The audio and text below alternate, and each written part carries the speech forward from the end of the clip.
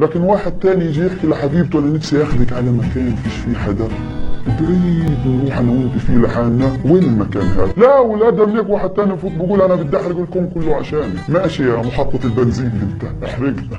يا ساتر يا رب، ايش الدعوة اليوم؟ الشارع ممل هيك فيش ناس، شو ولا فاضي، وين الناس راحة؟ وين الجامعات؟ وين الطالبات؟ وين الطلاب؟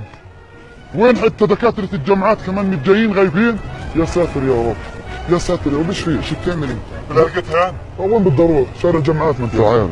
يا زلمه في واحد بيحكي لحبيبته بدي اخذك ونروح على مكان جديد فيش فيه حدا. طيب والتخليل الكوكب ذوقيا يعني والناس لبعض ونهاجر يعني.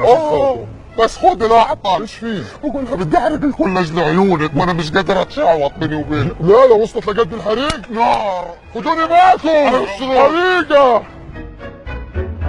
بدل انت ما تكتسب ذنب وبدك تحرق الكون عشانها وتفقع المجرة وتعمل الانهيار الاخدودي الثالث، احنا بنلاقي لك حل. يا بدنا نريحك احنا، يا هاي لقينا لك حل ولكل العشاق في البلد.